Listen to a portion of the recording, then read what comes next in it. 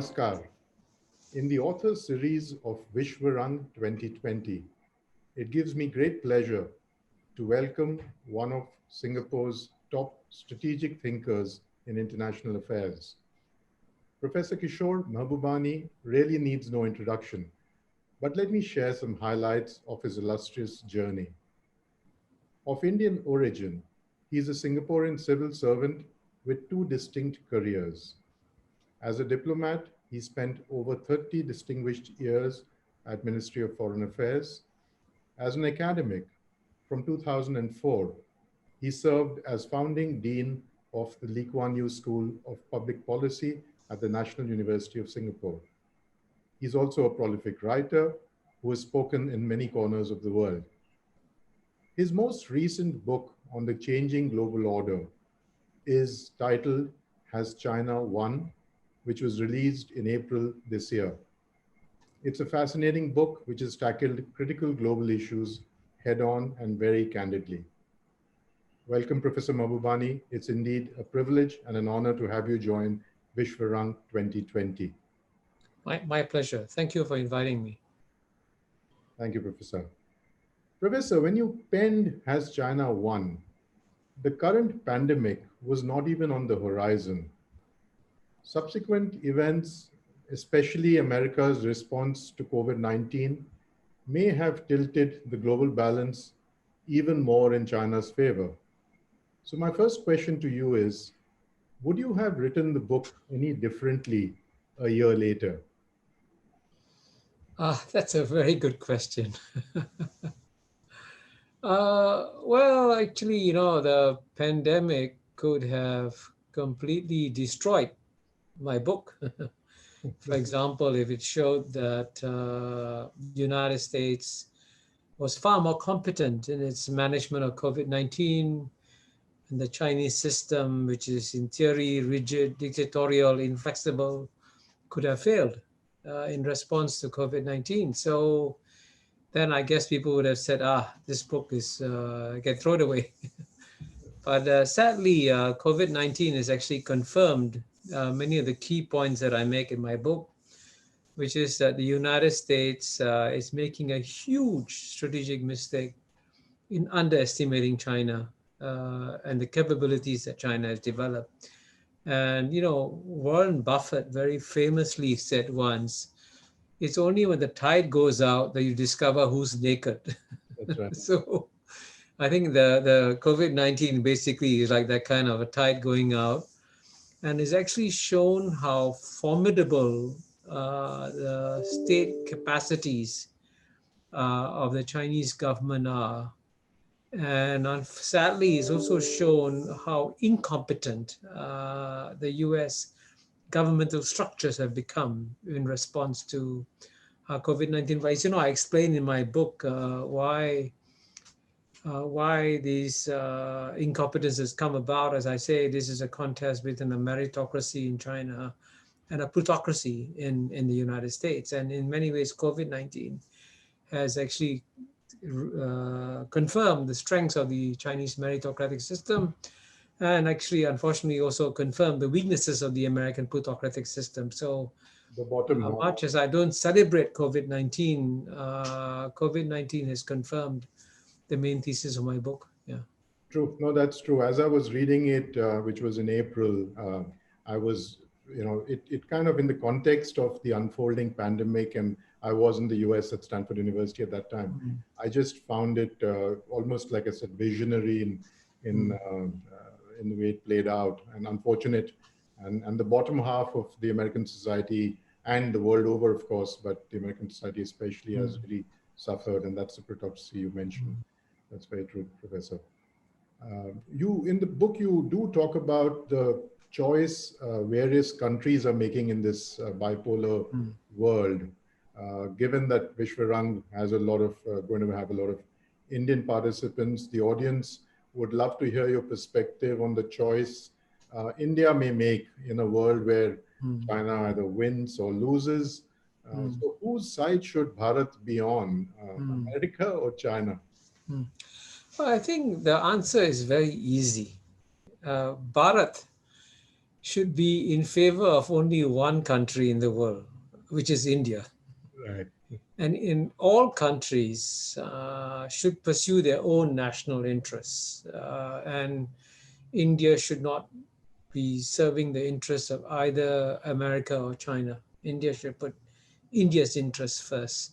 And actually, the US-China geopolitical contest has created a magnificent geopolitical opportunity for India. Huge, because they're basically we are entering a world where there are three major powers. I mean, number one is clearly still United States. Number two is China, and the third most important power in the world today, without a doubt, is India.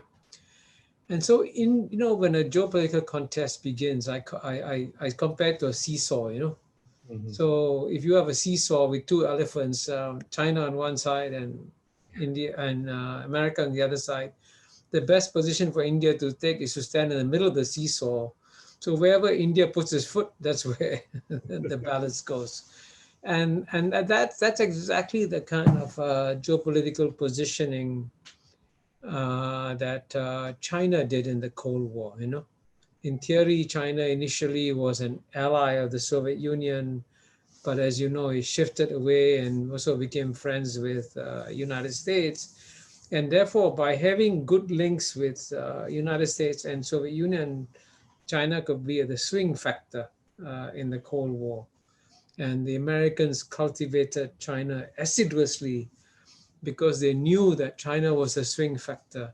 So in similar ways, if India can be perceived as a swing factor, then both America and China will then have to cultivate India, sorry, Yeah. very seriously. So I would say that therefore there's a huge geopolitical opportunity for India. But what India needs is great strategic thinkers like a Henry Kissinger, George Kennan to advise it. But of course, as you know, strategic thinking has been very much part of Indian strategic culture, going back from Kautilya Okay. to the Mahabharata. There are all kinds of lessons you can learn, from there. So I think this I see this as a tremendous opportunity for India.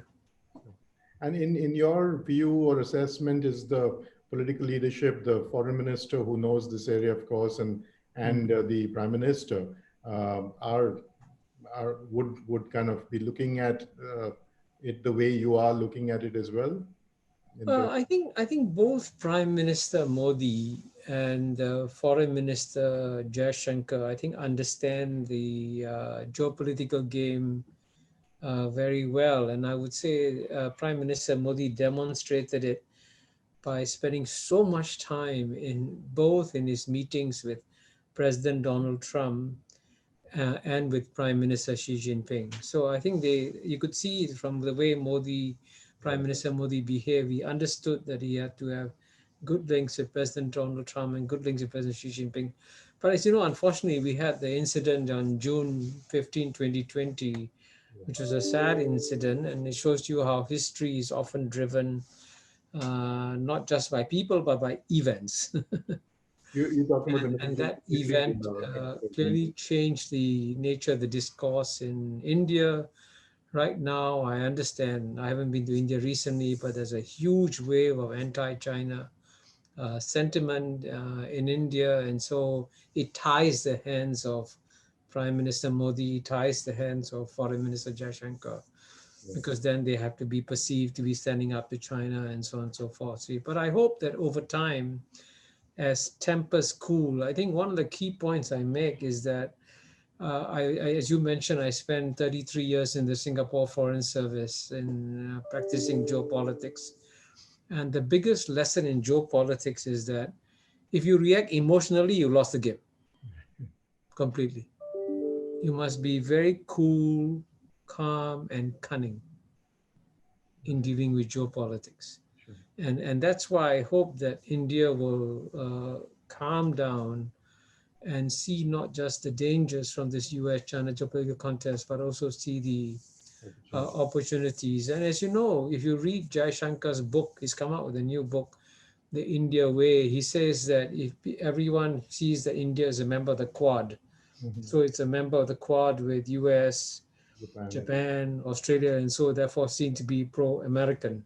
But then he adds in the book, he said, but India is also a member of the Shanghai Cooperation Organization. It has a trilateral discussion with China and Russia. So India is friendly with all parties, and I think that's India's biggest strategic advantage is that nobody distrusts India. Sure. Everybody trusts India. So that's a wonderful advantage that India has, and that trust gives India a tremendous amount of opportunities. Indeed. No, that's very well put, and I think we all hope that, Mm, as you said, cooler minds prevail, and the mm, pressures of democracy and politicking, which also you discuss in the book, mm, are not overridden or override mm. this short-term decision making the policymakers. It's interesting. You also talk in your book about the possible friendship or alliance between the USA and the USSR, Mm, Russia, mm. which is very convincing, and it's a great argument. I mean, I haven't seen that too often. Yeah. Oh, yes. I mean, my book has got several surprising elements. And, frankly, as you know, Gorbachev tried very hard. He created this concept of the common house of Europe. Mhm. And he said that Russia should have a European destiny. And that is an age-old aspiration in Russia. You go back to Tolstoy, it's there. But unfortunately, as you know, at the end of the Cold War, the biggest mistake the West made was to drown in hubris and arrogance. And so, as a result of the hubris and arrogance, instead of treating Russia with magnanimity after winning the Cold War, they continued to humiliate Russia Right. after the end of the Cold War and continued expanding NATO, bringing NATO right to the doorstep of Russia. And I can understand why the Russians would be very, very uncomfortable. And I think India also understands this because if you have foreign powers supporting countries in the neighborhood, you feel uncomfortable too. So India can understand that. So it's in many ways the West has been very unwise. So which is why I suggest in my book that in the long run, the biggest challenge for Russia is not United States of America. United States of America is so far away. The biggest challenge for Russia is China because it shares a 1,000-mile border with China. So of course the Russians have got to balance. And so if the West was wiser in the way it handled Russia, then it would be much better off. And if you look, I know in my book, I say, ASEAN and Vietnam were fighting each other ferociously. And I was involved as ambassador at the UN fighting the Vietnamese delegation over the Vietnamese occupation of Cambodia. But when the Cold War ended, within 5 years, ASEAN had admitted Vietnam into ASEAN. And why didn't the European Union do the same? And see, the Europeans cannot even think of the idea that they can learn from Asians lessons in geopolitics. But I think we can teach the Europeans a Right. lesson or two. Moving on to something quite different, you discuss the reserve status enjoyed by the US dollar and it being a potential Achilles heel for America. Mm. Given the speed of technological innovation, disruption that we're witnessing, along with America's wide and growing deficits, when do you see a potential change to this world order? Quite simply, how and when can China topple the US dollar?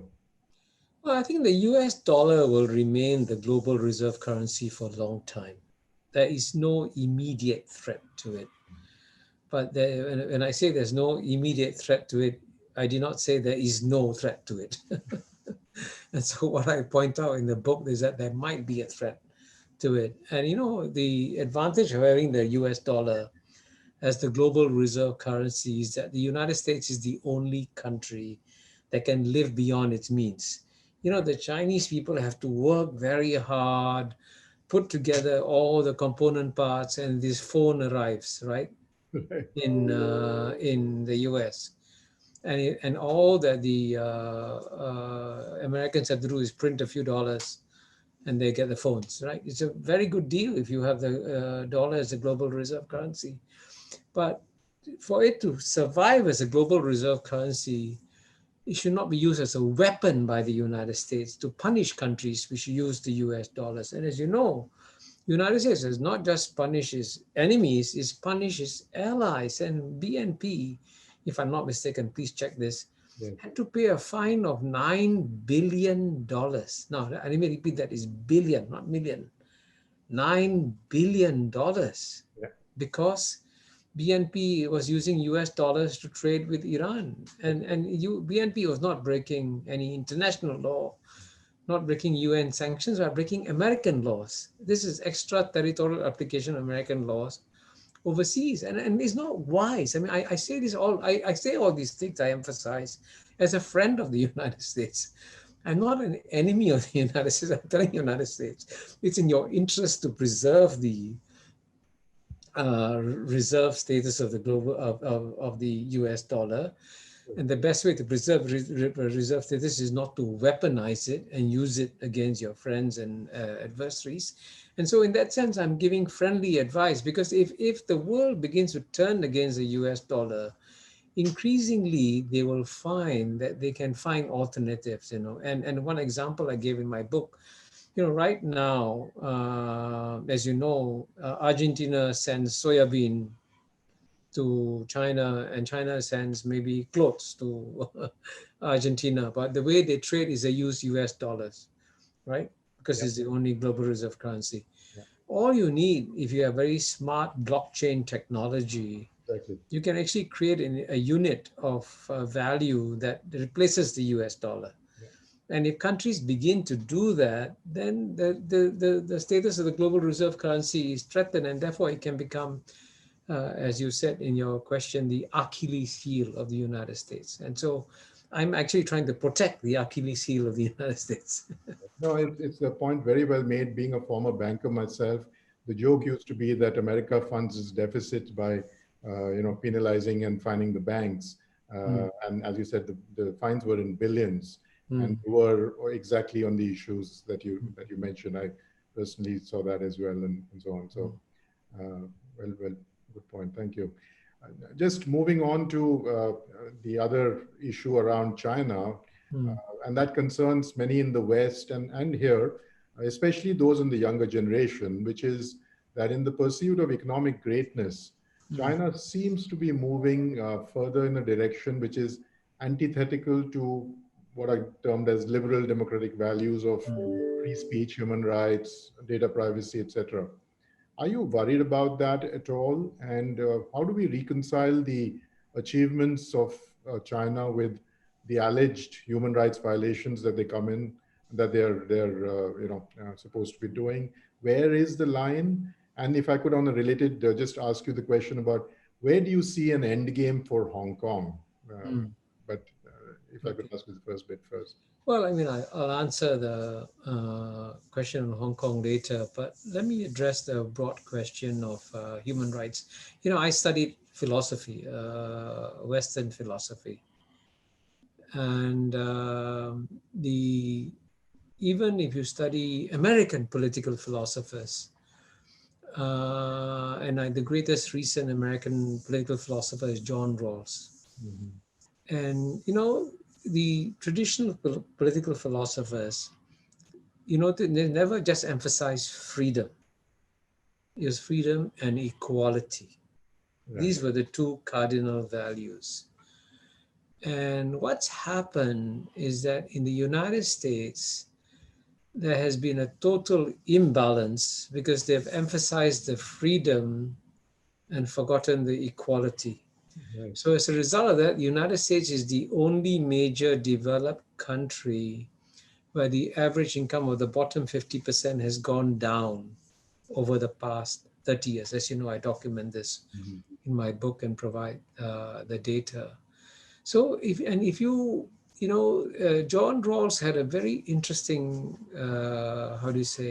question to decide which society is most just. He said, if you were blind and you didn't know which society you're going to be born in, And if you, yeah, but you might suddenly be born in the bottom 10% of United States or the bottom 10% of China.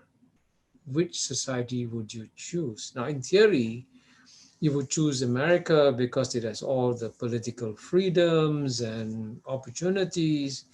But actually, if you're born in the bottom 10% in America, your chances of ending up in jail are the highest in the world. The incarceration. Because America has 5% of the world's population and 25% of the imprisoned. And especially if you're born a poor African American, you will lead a very rough life. Your chances of dying in violence are very high.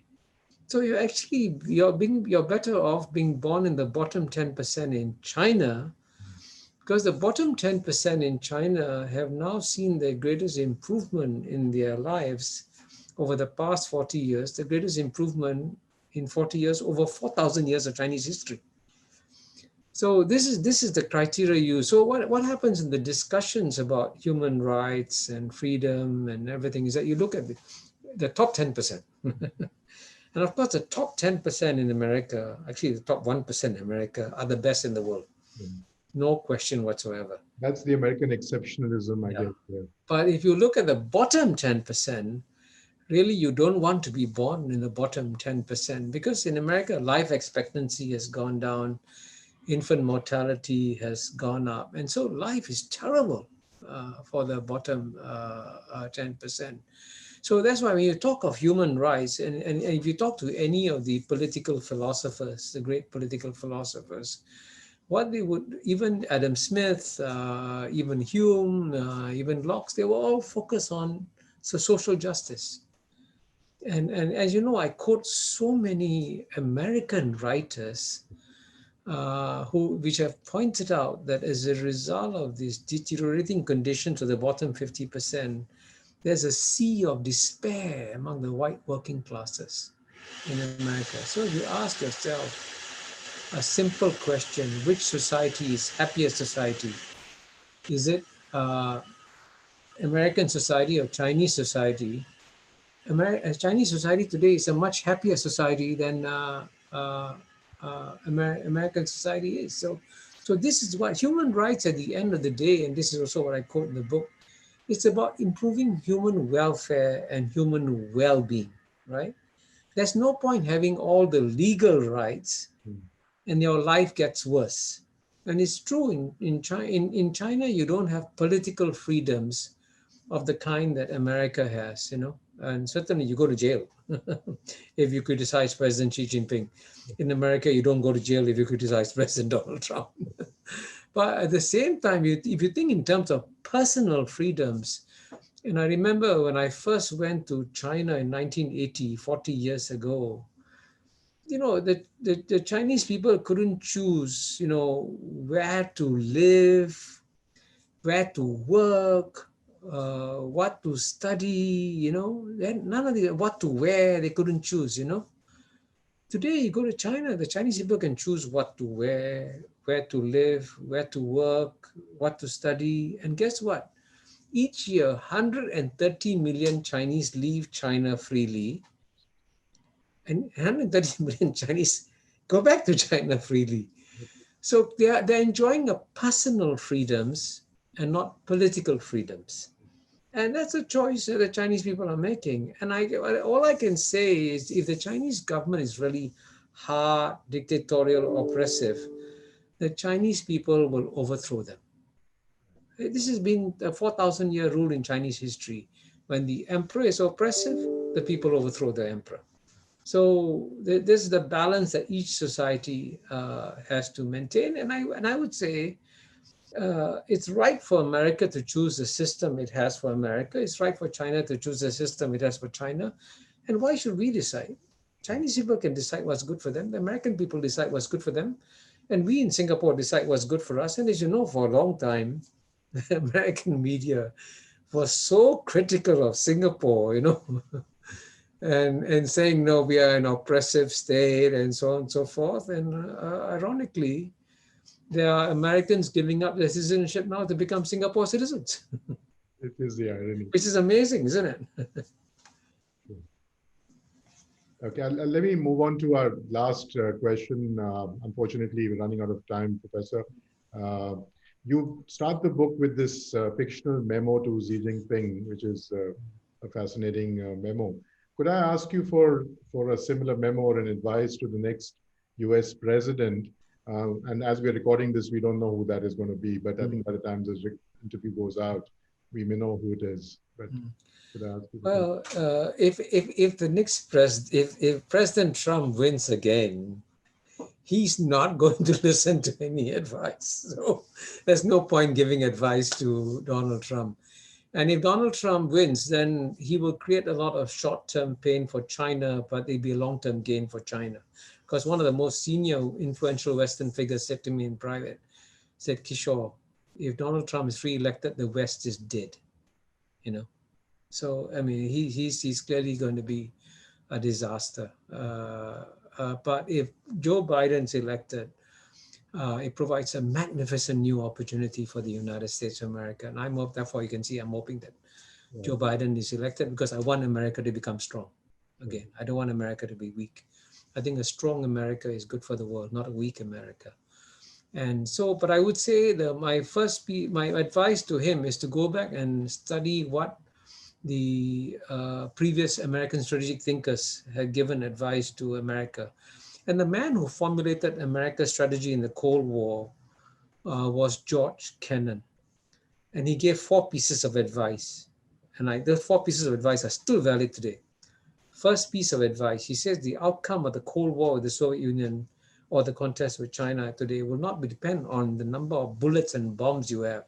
It will depend on the spiritual vitality of our domestic society. And right now, as I document, American society doesn't enjoy domestic vitality. So why has America spent $5.1 trillion fighting unnecessary wars in the Middle East, when if you had taken the $5.1 trillion and given it to the bottom 50% in America, each citizen in the bottom 50% would receive a check for $30,000. Use the money to help your own people. Taking care of your people is more important than American primacy. The second piece of advice he gave is that cultivate friends and allies. So I would say, don't do what Trump did. Talk to your friends and listen to your friends, because many of your friends are saying, for now, pause your geopolitical contests. Focus on fighting COVID-19. The third piece of advice he gave is, don't insult your adversary. So don't insult Soviet Union, don't insult China, because you've got to work with them. And the fourth piece of advice he gave, he said, be modest. Be like Mahatma Gandhi or Rabindranath Tagore. Be modest. So I think that's the advice I would give to the next president of the United States, and I hope you'll be Joe Biden. Thank you, Professor. It's been a fascinating discussion. We're coming to the end of our time, and it's very apt that you end on Guru Dev's words with Rabindranath Tagore being mentioned. It's been really very insightful, very enriching for myself and for the audience, I'm sure. I would strongly recommend the book as a must-read for all those who want a glimpse on Has China won? China won, yes, on what the world has in store for us in the next few decades and maybe the century. Thank you so much for your time, Professor, for participating in the festival. Namaskar. Thank you.